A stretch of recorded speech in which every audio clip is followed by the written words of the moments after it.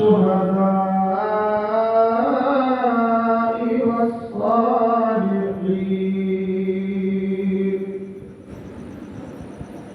آمنت بالله صدق الله مولانا العلي العظيم وبلغنا رسوله النبي الأمين الكريم ونحن على ذلك لمن الشاهدين والشاكرين والحمد لله رب العالمين.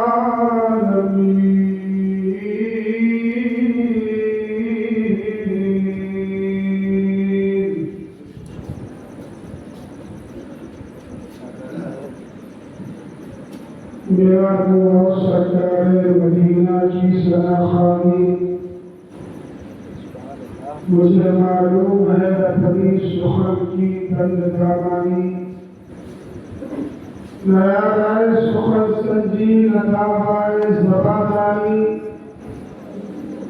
اگر کچھ پاس ہے تو بس حقیقت کی فراوانی. پہلے ہر ایک لفظ کو پھولوں میں دھوئیے، پھر اس کے بعد شان رسالت میں بولیے. بخشش کے بیچ اس نے حقیقت میں بولیے، جس نے نبی کی یاد میں دامن بھگولیے. اور رہنے سے چارہ کر تو تمام کی زحمتیں ہمیں تو دل کے ساتھ بھولوں سے بولیے.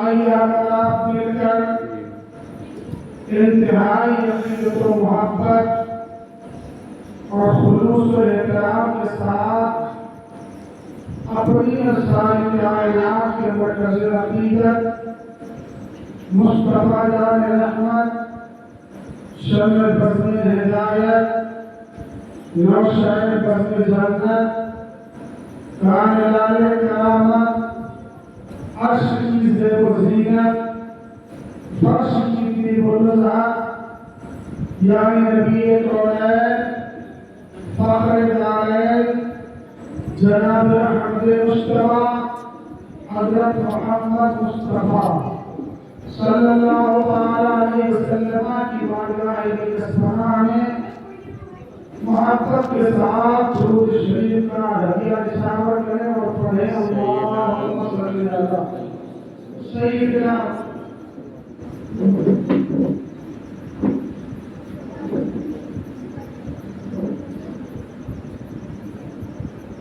اللهم صل على سيدنا ومولانا محمد وعلى آل سيدنا ومولانا محمد وبارك وسلم صلاة وسلاما عليك يا رسول الله. قربت رسولنا حضرت استاد زمن حضرت علامہ مولانا حسن رضا خان بریلوی علیہ رحمت و رضوان فرماتے ہیں، عجب کرم ہے کہ خود مجرموں کے حامی ہیں، گناہ گاروں کی بخشش کرانے آئے ہیں. اور اعلیٰ حضرت عظیم البرکت مجدد دین و ملت امام اہل سنت آیت من آیات اللہ معجزۃ من معجزات النبی امام احمد رضا فاضل بریلوی علیہ رحمت و رضوان فرماتے ہیں، سب سے اونچوں میں اونچا سمجھیے جسے ہے اس اونچے سے اونچا ہمارا نبی. سارے اچھوں میں اچھا سمجھیے جسے ہے اس اچھے سے اچھا ہمارا نبی. غمزدوں کو رضا گزر دیجئے کہ ہے بے کسوں کا سہارا ہمارا نبی.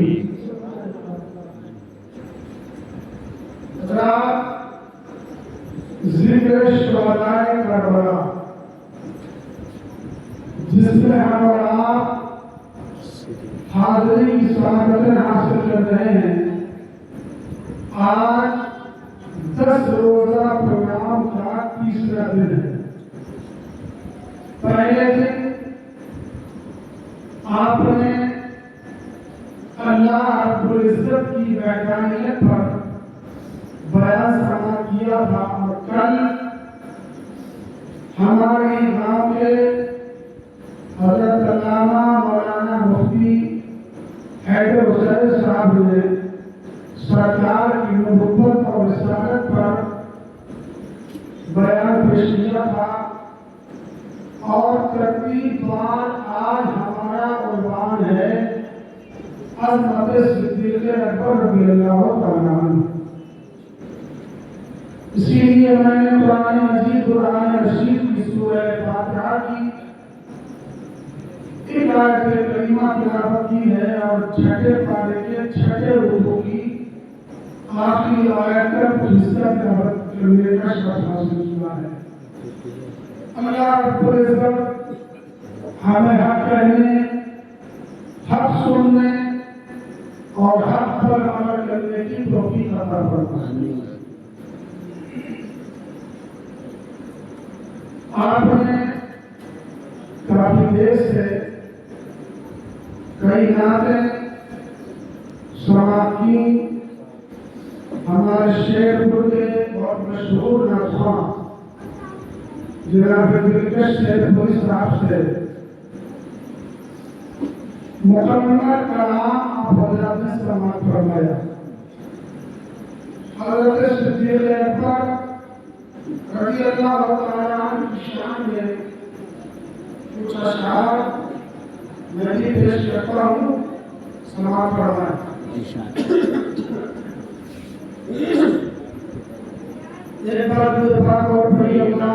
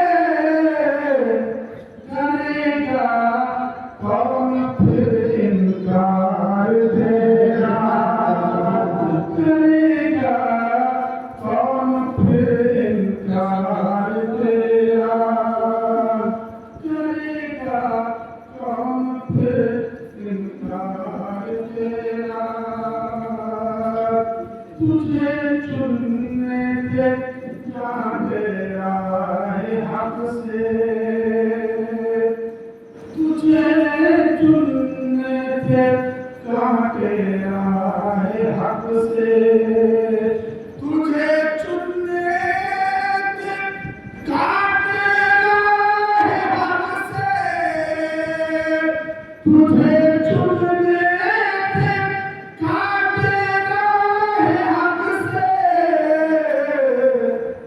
بہت تھا راستہ دشوار بہت تھا راستہ دشوار تیرا عجب رتبہ ہے یار غار تیرا اور تیرا ہی فیصلہ سب مانتے ہیں تیرا ہی فیصلہ سب مانتے ہیں تیرا ہی فیصلہ سب مانتے ہیں تیرا ہی فیصلہ سب مانتے تھے عجب کرتے تھے سب سردار تیرا عجب کرتے تھے سب سردار تیرا پکا ہے روضہ سرکار تیرا اور فرشتوں میں بھی جس کی پیروی کی فرشتوں میں بھی جس کی پیروی کی فرشتوں نے بھی جس کی پیروی کی فرشتوں نے بھی جس کی پیروی کی لباس ایسا بھی تھا ایک بار تیرا لباس ایسا بھی تھا ایک بار تیرا عجب ہے رتبہ عجب رتبہ ہے یار غار تیرا اور آخر سے ایک بات بڑھائیں فقط تجھ پر ہی اب محبوب ٹھہرا فقط تجھ پر ہی اب محبوب ٹھہرا فقط تجھ پر ہی اب محبوب ٹھہرا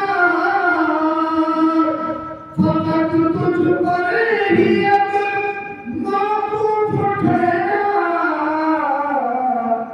فدا تھا دین پر گھر بار تیرا فدا تھا دین پر گھر بار تیرا عجب رتبہ ہے یار غار تیرا پتہ ہے روضہ سرکار تیرا درود پاک پڑھیں اللہم صلی اللہ مولانا محمد وبارک وسلم صلاۃ و سلام علیک یا رسول اللہ صلی اللہ علیہ وسلم اللہ رب العزت قرآن مجید قرآن رشید میں ارشاد فرماتا ہے سورہ فاتحہ اہدنا الصراط المستقیم اے اللہ تو ہمیں سیدھے راستے پر چل آسان لفظوں کا ترجمہ سنیے اے مولا تو ہمیں سیدھے راستے پر چلا سورہ فاتحہ پوری کی پوری دعا ہے اور یہ ہر مسلمان کے دل میں ہوتی ہے زبان پر ہوتی ہے کیوں اس لیے کہ ہر مسلمان نماز کی ہر رکعت میں سورہ فاتحہ ضرور پڑھتا ہے سورہ فاتحہ پوری کی پوری دعا ہے اللہ رب العزت نے اپنے بندوں کو دعا مانگنے کا طریقہ سکھایا اور بتایا کہ میرے بندوں اس طرح مانگا کرو، اہدنا الصراط المستقیم، اے اللہ تو ہمیں سیدھے راستے پر چلا۔ ہمارا سیدھا راستہ ہے کون سا؟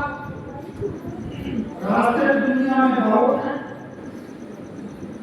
سیدھا راستہ کون سا ہے؟ تو قرآن نے اس کا بھی بیان کر دیا، صراط الذین انعمت علیہم، اے مولا سیدھا راستہ وہ چلا کہ جس پر تیرا انعام نازل ہوا، ان لوگوں کا راستہ جن کے اوپر تیرا انعام نازل ہوا، صراط الذین انعمت علیہم، ان لوگوں کا راستہ چلا مولا کہ جن پر تیرا انعام نازل ہوا، تیرا اکرام نازل ہوا۔ اب سوال یہ پیدا ہوتا ہے کون سے اللہ کے بندے ہیں جن پر اللہ کا انعام نازل ہوا، اللہ کی طرف سے رحمتوں کی بارشیں نازل ہوئی، جنہیں اللہ رب العزت نے اپنی رحمت خاص میں رکھا، اور اس وقت سے لے کر آج تک رسول قیامت تک ان بندوں پر رحمتوں کی بارشیں نازل ہوتی رہے گی۔ آخر بہت سے وہ بندے ہیں جن پر اللہ کے نام نازل ہوا، تو اللہ رب العزت نے چھٹے بارے کے چھٹے روح کی آخری آیت میں اپنے کلام پاک نظام میں یوں ارشاد فرمایا، اولئک الذین انعم اللہ علیہم من النبیین والصدیقین والشہداء والصالحین، وہ بندے اولئک الذین انعم اللہ علیہم، اللہ کے بڑے انعام یافتہ بندے وہ ہیں جو انبیاء ہیں، جو صدیقین ہیں، جو شہداء ہیں اور صالحین ہیں، وحسن اولئک رفیقا، اور کیا ہی اللہ کے اچھے دوست ہیں۔ حضرات اللہ کریم نے قرآن مقدس میں کئی مقامات پر اپنے انعام یافتہ بندوں کا ذکر فرمایا،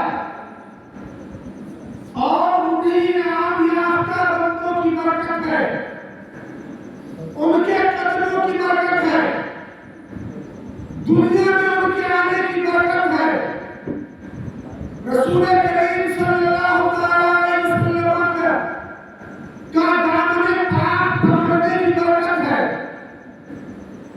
جنہیں صحابہ کرام کہا جاتا ہے، جنہیں حضور کے ساتھی کہا جاتا ہے، جنہیں حضور کے یار کہا جاتا ہے، جو دنیا میں جب تک رہے حضور کے ساتھ رہے، سفر ہو، حضر ہو، جنگ ہو، امن ہو، جاڑا ہو، برسات ہو، گرمی ہو، شدت ہو، کیسا ہی موسم ہو، کیسا ہی ماحول ہو، مگر انہوں نے نبی پاک صلی اللہ علیہ وسلم کے کلمے پاک کو نہیں چھوڑا۔ اور ان صحابہ کرام میں کیا شان تھی حضرت صدیق اکبر کی، کیا انعام تھا حضرت صدیق اکبر کا۔ نبی پاک صلی اللہ علیہ وسلم ایک حدیث پاک میں ارشاد فرماتے ہیں کہ میں نے جس انسان پر اسلام پیش کیا، جن لوگوں پر میں نے اسلام پیش کیا، انہوں نے اسلام قبول کرنے میں کچھ تردد کیا، سوچ وچار کیا، کچھ نہ کچھ تلفظ کیا، کچھ نہ کچھ سوچا، مگر فرماتے ہیں میں نے جس وقت صدیق اکبر کے سامنے اسلام کو بیان کیا تو حضرت صدیق اکبر نے بغیر سوچے بغیر سمجھے اسلام کے دامن میں آنا اور میرا دامن پکڑنے میں مسئلہ محسوس۔ سبحان اللہ۔ اور ایسا اسلام میں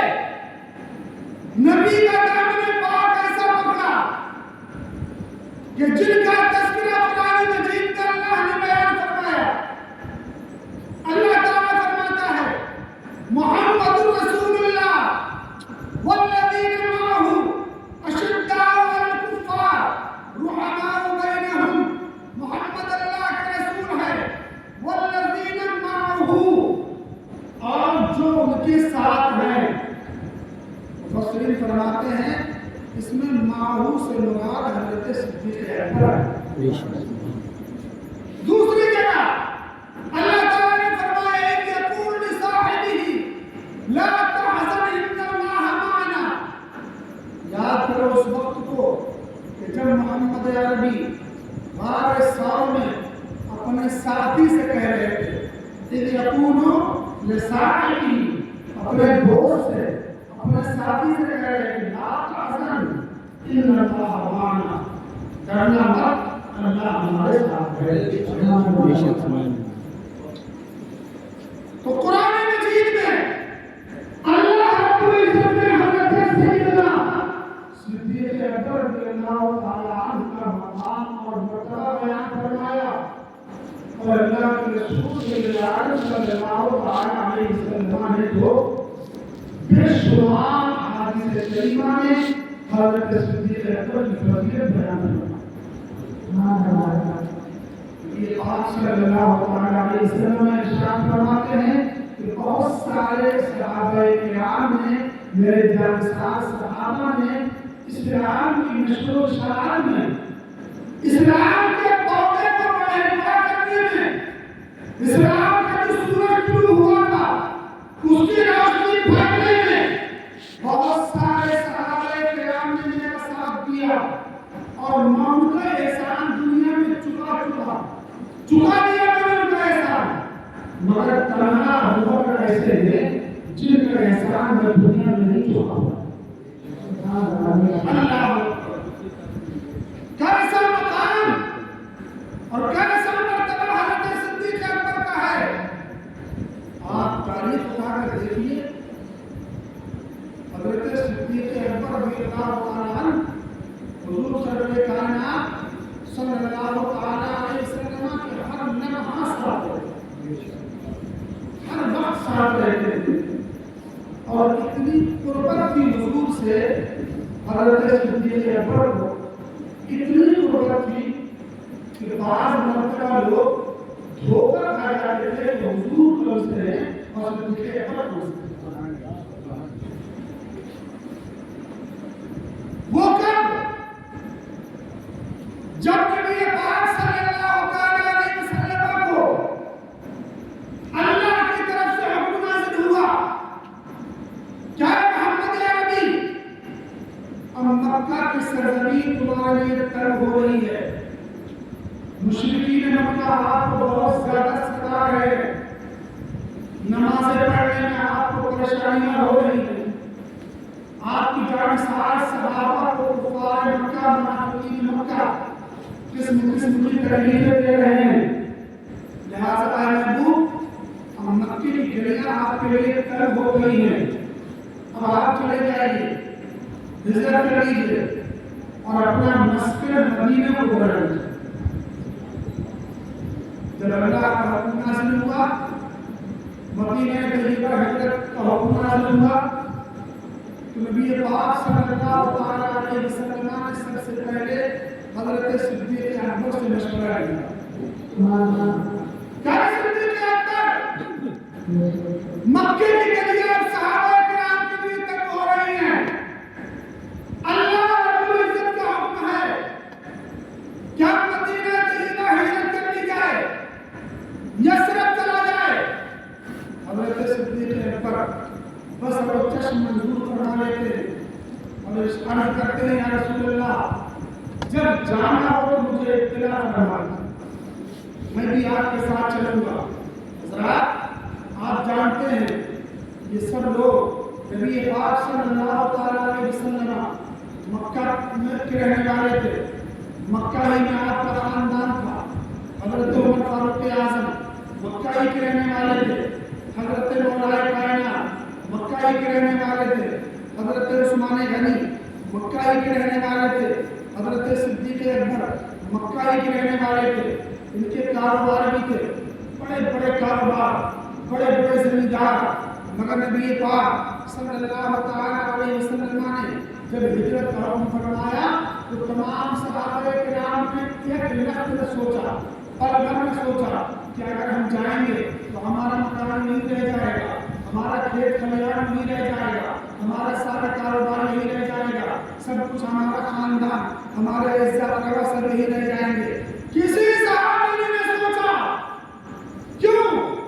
اس لیے کہ ان کے لیے تو نبی پاک صلی اللہ تعالیٰ علیہ وسلم کا دامن پاک ہی سب سے بڑی دولت تھی، سرکار کا حکم ہی سب سے بڑی دولت تھی۔ چنانچہ ہجرت کی رات آ گئی، نبی پاک صلی اللہ تعالیٰ علیہ وسلم نے حضرت مولا کائنات رضی اللہ تعالیٰ عنہ سے ارشاد فرمایا، اے علی آج رات کو آپ کو میرے بستر پر سونا ہے۔ واقعات آپ سنتے رہتے ہیں، کیوں سونا ہے؟ نبی کریم صلی اللہ علیہ وسلم کے بعد مشرکین مکہ، منافقین مکہ، کافرین مکہ اگرچہ دشمنی کو بہت سخت کرتے تھے مگر حضور کو امانت دار بھی کہتے تھے، اور وہ کہتے تھے کہ ان سے امین کوئی نہیں پورا کرتا ہے آپ نے۔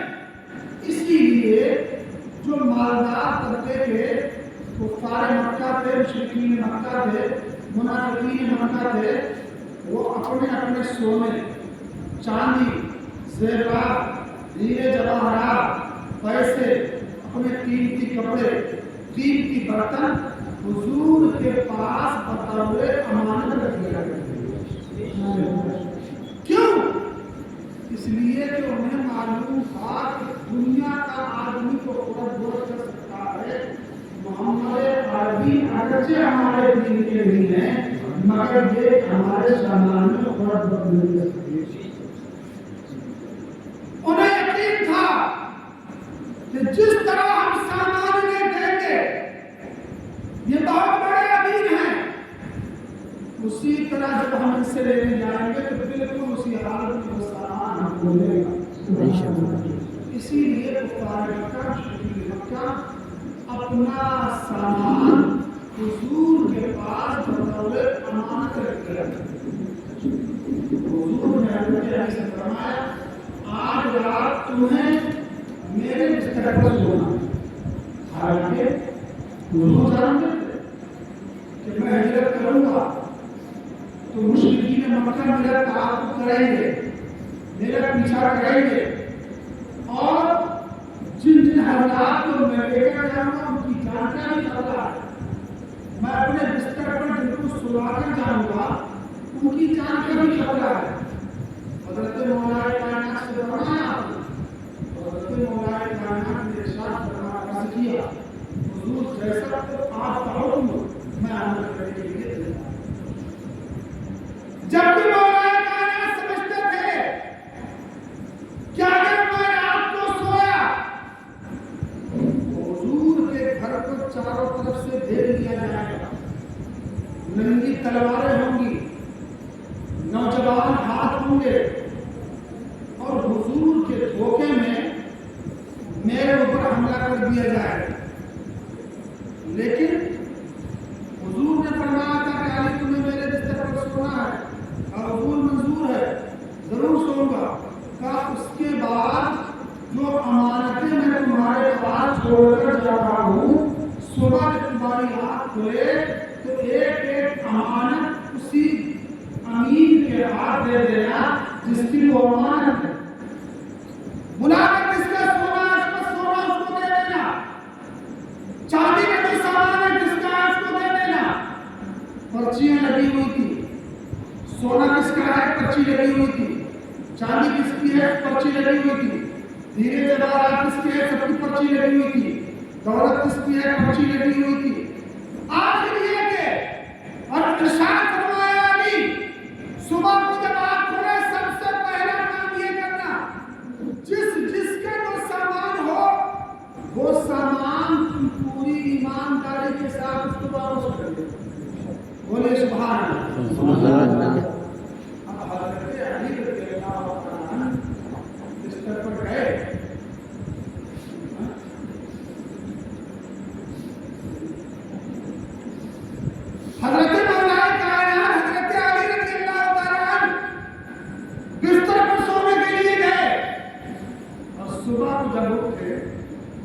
کسی نے پوچھا کہ علی رات کیسے گزری؟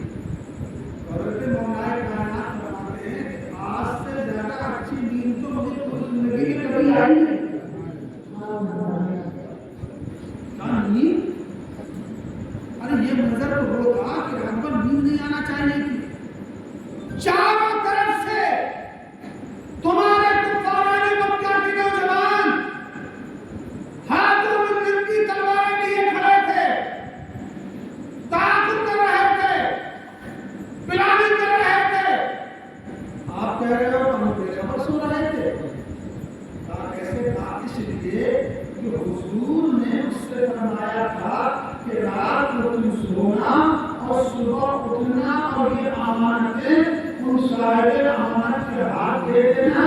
تو مجھے یقین ہو گیا تھا کہ ہر رات موت آ سکتی ہے مگر آج کی رات موت نہیں آ سکتی. بے شک اس لیے حضور نے فرمایا تھا صبح اٹھنا ہے قول محمد قول خدا فرمان نہ بدلا جائے گا, بدلے کا زمانہ نہ مگر قرآن نہ بدلا جائے گا.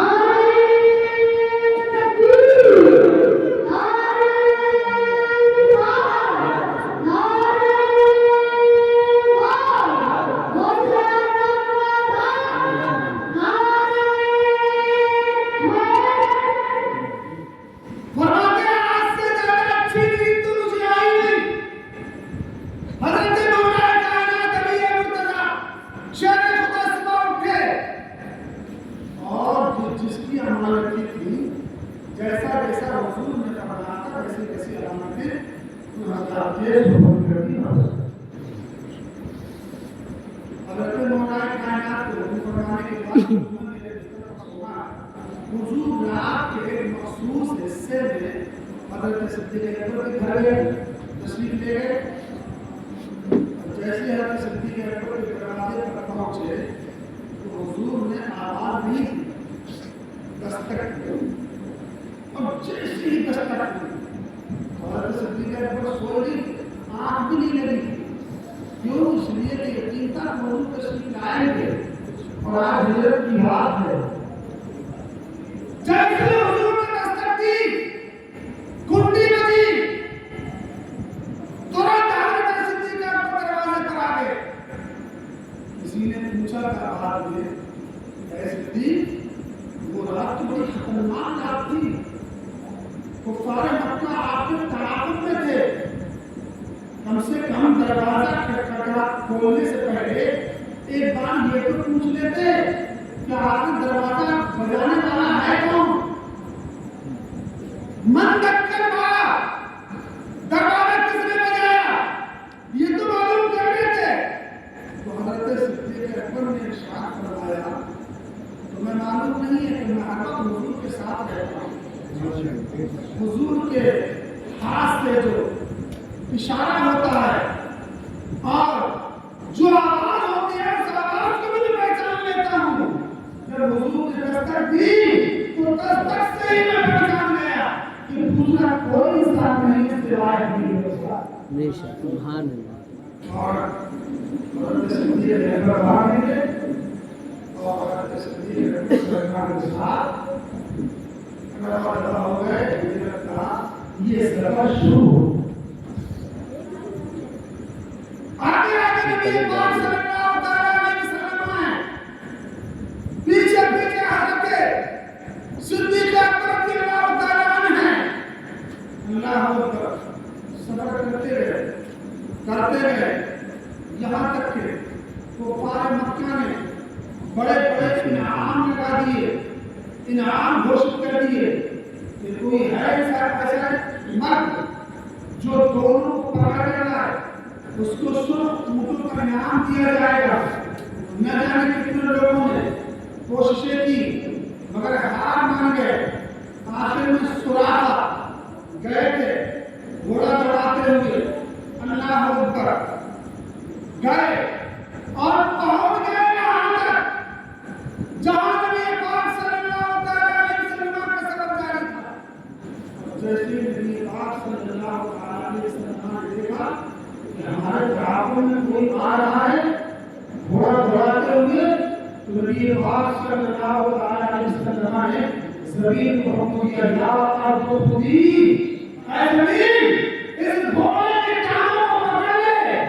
زمین نے جیسے ہی نبی پاک صلی اللہ علیہ وسلم کا حکم سنا تو سراقہ نے گھوڑے کے ٹانگوں کو اس نے اپنے اندر جذب کیا۔ بے شک سبحان اللہ۔ ناکہ ناکہ اب سراقہ ہاتھ جوڑ رہے تھے، آقا معاف کر دیجئے، آئندہ میں ایسی غلطی نہیں کروں گا۔ حضور نے معاف فرما دیا، زمین سے پکڑا پیر چھوڑ دیے۔ دوبارہ پھر اونٹوں کا لالچ تھا، سب اونٹوں کا دوبارہ پھر تعاقب کرنا چاہا، حضور نے پھر فرمایا کہ زمین پیر پکڑ لے۔ زمین نے پھر پیر پکڑ لیے۔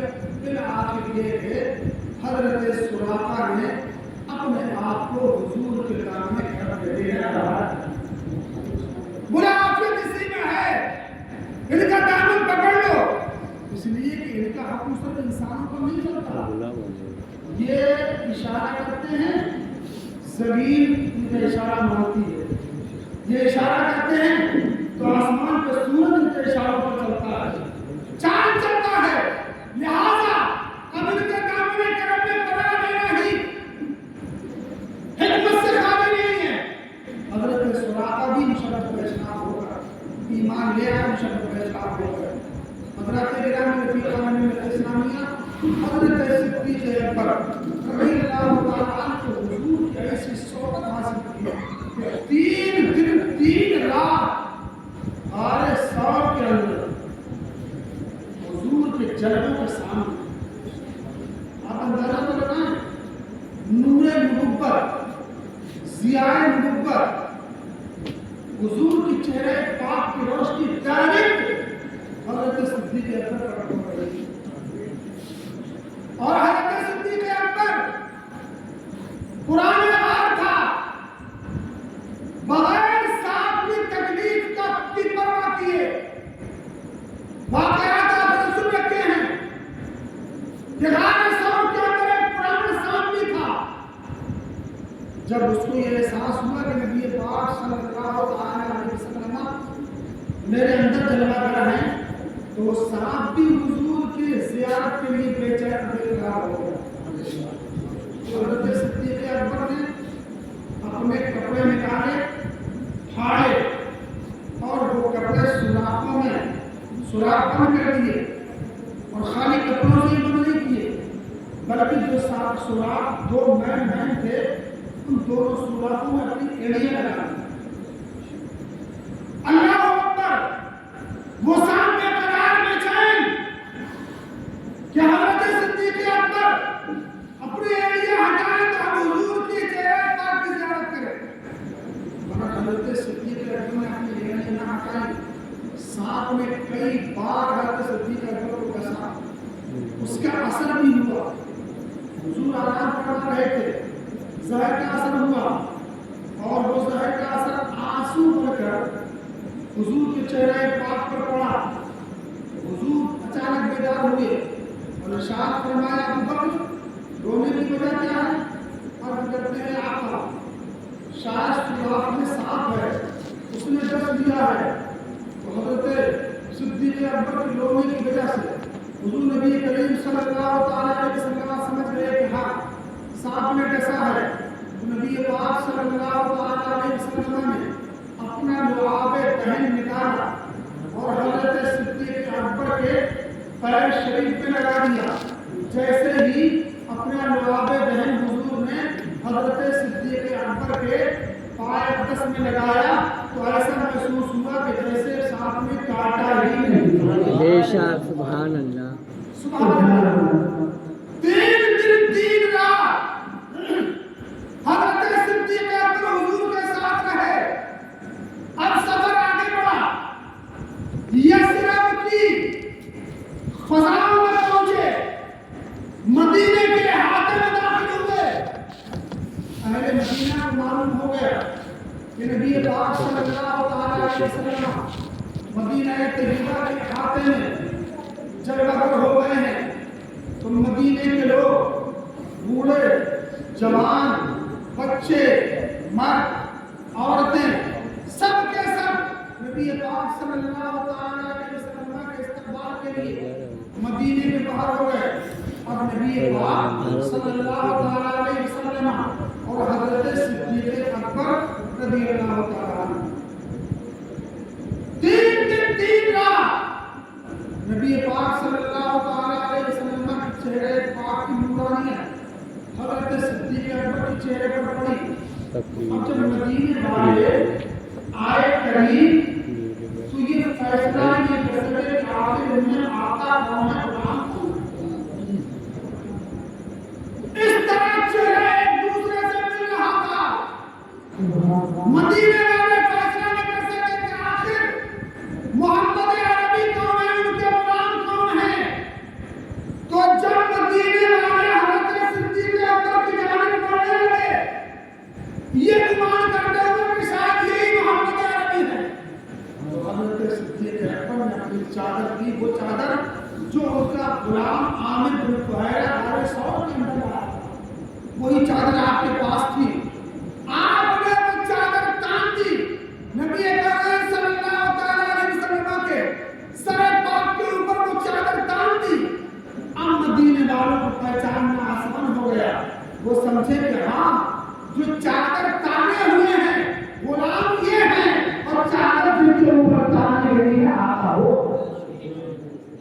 ورنہ بغیر چادر کے وہ پہچان نہیں پائے تھے کہ آقا صدیق کون ہے اور محمد عربی کون ہے ہمارے آقا. میں یہ کہہ رہا تھا حضرت صدیق اکبر رضی اللہ تعالیٰ عنہ اسلام میں بہت بڑا مقام ہے اور اسلام کے درخت کو مضبوطی دینے میں اسلام کو ہم تک پہنچانے میں یقین مانی حضرت صدیق اکبر کا اہم رول تھا. اگر حضرت صدیق اکبر نہ ہوتے اگر صحابہ کرام نہ ہوتے تو نہ آج ہمارے سروں پر ٹوپیاں ہوتی اور نہ ہمارے چہروں پر داڑیاں ہوتی نہ ہمارے مسجدوں پر مینار ہوتے اور نہ گنبد ہوتے نہ خانقاہیں ہوتی نہ مدرسے ہوتے.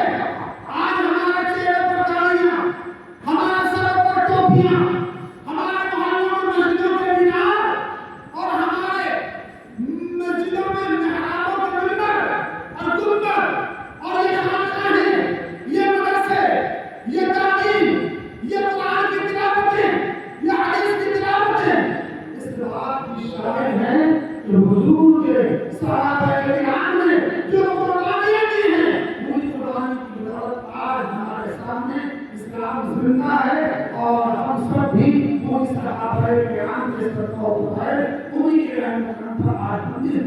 سبحان اللہ. جتنی مضبوطی کے ساتھ آپ اسلام ہم لینا ہوگا یہ سب کرم ہے صحابہ کرام کا جنہوں نے اپنی جانیں قربان کر کے اور اپنے مال و جان کی قربانیاں دے کے اپنے اہل و عیال کی قربانیاں دے کے اسلام کو ہم تک پہنچایا ہے. سلام ہو صحابہ کرام پر سلام ہو شہداء اسلام پر سلام ہو آقا کرام صحابہ پر سلام ہو حضرت صدیق اکبر پر سلام ہو حضرت فاروق اعظم پر سلام ہو حضرت عثمان ذو النورین پر سلام ہو حضرت مولا کائنات پر سلام ہو شہداء بدر و احد پر سلام ہو شہداء غزوہ احد پر سلام ہو سید الشہداء حضرت امام علی مقام پر اور تمام شہداء کربلا پر جنہوں نے اپنی جان قربان کر کے شہید ہو کے ہمیں اسلام ہم تک پہنچایا ہے. اللہ تعالیٰ ان کی قبروں پر ہزاروں رحمتوں کے پھول برسائے. استغفر اللہ ربی من کل ذنب واتوب الیہ. کلمہ شریف پڑھیے لا الہ الا اللہ محمد رسول اللہ. وآخر دعوانا الحمد للہ.